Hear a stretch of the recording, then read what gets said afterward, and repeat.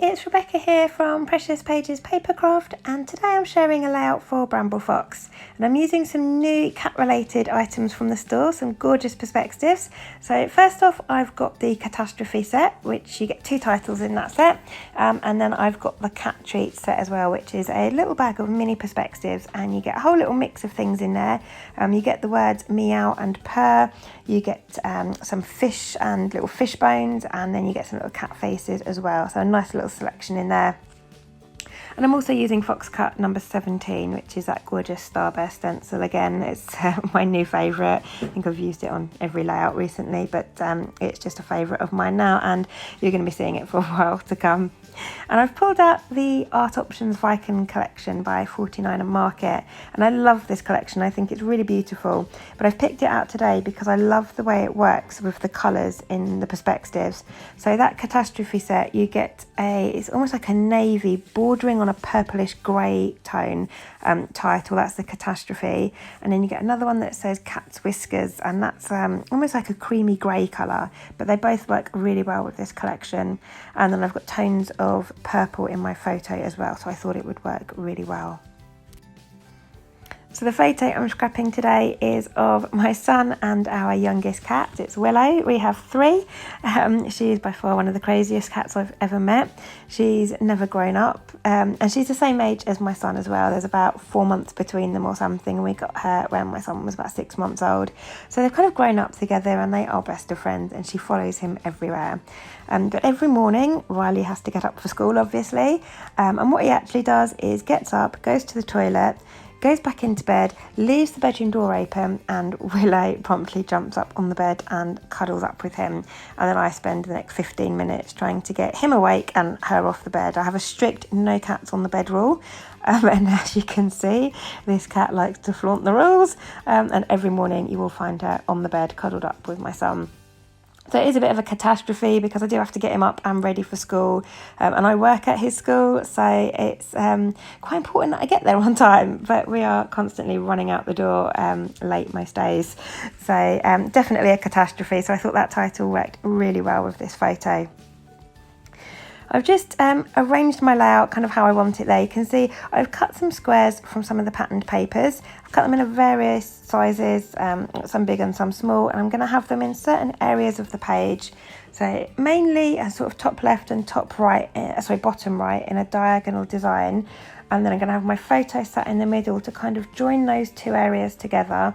And then I've got a little cluster going off to the left of the page and off to the top right as well, just to fill in some of that white space.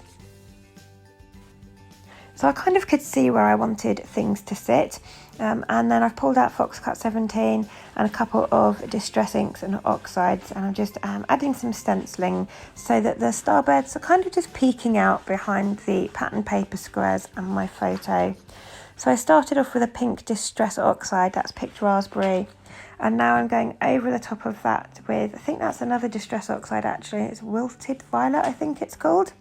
And I'm just kind of mixing the 2 colours, trying to get a nice mix of pink and purple. Now I don't want too much pink because pink doesn't feature in this collection at all by 49 and Market, but it does feature in my photo in my duvet cover, so I wanted to get a little hint of pink. But as I build the layout up, I decide it's probably a bit too pink, so I do come back in with a darker purple in a minute and go over it and try and make it a little bit more purple. But for now I'm just using those 2 colours, and as you can see I'm turning the stencil round so that the starburst sort of streaks are coming out in the opposite direction. Doesn't matter too much if it matches up in the middle or not, because my photo and the pattern paper squares are going to cover the centre part there, so I'm not too fussed about that. And then again, same as I've done with the squares of paper, I'm going to add a little bit of stenciling in those 2 edges as well, just for a little bit of detail and just to add a little bit of colour to my background.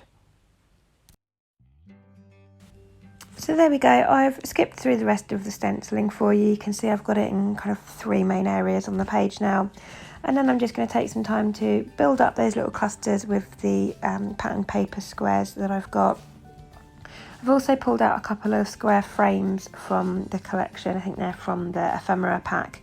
I'm going to have those just tucked in the edge clusters there on the left and the right. I'm just taking some time to build those back up so I know where I want things to sit, and then I'm going to start getting things stuck in place.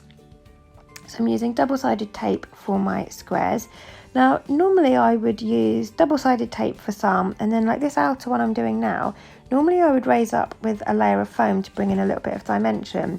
But because I knew I was going to have perspectives stuck on top of them and they're quite dimensional themselves, I thought I would stick all my squares down flat. Sort of goes against my norm, and I also usually distress the edges of everything, but today I just felt like having some nice crisp edges. I think I was a bit worried about distressing too much and then losing the nice sort of even shape of the square and then being kind of off square, if that makes sense. I wanted those crisp lines to make them look like nice squares. So no foam and no distressing from me today, which is very unusual. I'm getting those title pieces stuck in place now, and I'm using glossy accents for my perspectives. I know I say this every video I make for Bramble Fox, but just in case you're new to my channel or Bramble Fox, glossy accents is my go-to adhesive. I find it's really strong and holds the perspectives on the page really well. So I've got my Catastrophe title up the top there and the cat's whiskers at the bottom. And then I've brought in a couple from the cat treats set as well. So I've used pear, and I've used them in the same colours, but I've kind of alternated them. So the grey pear is with the kind of navy perspective, and then the navy pear is with that grey perspective down the bottom. I'm going to do that all the way along, like mix and match the two colours together. And then just on my photo there, you saw I've added a white frame to my photo. Then I've added a nice deep kind of plum coloured purple basil cardstock behind that, and that matches. I was going to say matches or works then, and it came out a mix of both. It works quite well with my photo because there are some darker purple tones in the photo. So that cardstock worked quite nicely, and then I've just added another layer of patterned paper, so I have nice floral paper from the collection behind that. So that's extended my photo out a little bit, given it a nice frame, and then my perspectives are going to sit sort of above and below that. And this is where I decided that stenciled ink was just a little bit on the pink side. So I've pulled out, this is a Distress ink in Dusty Concord, this one is, so it's a slightly darker purple. And I thought that would work a little bit better, not only with the collection, but also with the colours in my photo as well. So just going to go over all that stenciling and just darken that off a little bit. So there we go, just skip through that again for you, and I'm just going to take a little bit of time to get the last few bits stuck in place. And if you're not a cat lover, obviously you won't like this layout much. If you are more of a dog lover, if you head over to the Bramble Fox store, you'll find there's kind of matching perspectives for the dog owners out there as well. So if you're more of a dog person, there is a set called Dog Treats, which is very similar to Cat Treats. It's a set of little mini perspectives. You'll find that in the store. There's also lots of dog related titles as well, so plenty for those of you out there that are more dog people than cat people. So I'll pop a link in the description box below to the Bramble Fox store. And Morag's had a right old tidy up of the website. I have to say I'm loving it at the moment. You will actually find, if you click on all products on the website, there are now areas that make it a little bit easier to search what you are looking for. So there is a whole section on pets. So I think it's Pets and Animals it's called. So you will find all of the cat and dog related perspectives there. Or if you just go to new products on the website, you'll find them there as well because they are relatively new. So I've got all my squares in place, I've got my title perspectives and those words per in place, and now I'm just coming in with a few smaller details. So I've added some tags that have got some cord hanging through them. I'm actually going to untie those and tie them slightly differently because I just didn't like the way the cord was all hanging. Looked quite rigid, they weren't like nice wavy lines like the tag cords. So I'm going to amend those in a minute. I've brought in a few chipboard pieces. I've got one at the top of my photo that says Loving Life, and then I've added a few to my little clusters, so one at the top right and one at the bottom left. I've got one going along the bottom of my photo as well. Got a little rounded chipboard flare, and I think if I remember rightly that one says Just Us Two, which I thought was perfect for this photo. I've got some chipboard hearts as well, and then in those top and bottom sort of corner clusters that sort of hang off the page, I've brought in some more of the cat treat perspective. So I've got a little cat face. Again, I've got one in the navy down the bottom and one in the grey at the top. and then alternating colours. I think I've added the words meow, which really make me just think of cute things. I love the word meow, it's such a cute word. So yeah, I've just built a couple of little clusters there with some chipboard pieces and some acrylic perspectives. I've also then just gone through the laser cut elements from the 49 and Market collection and found a die cut that says Dreamer. Now, I've already got kind of 2 titles on the page. I've also got that chipboard piece that says Loving Life. I didn't really need another title, but it worked so well with my photo, I couldn't resist adding it.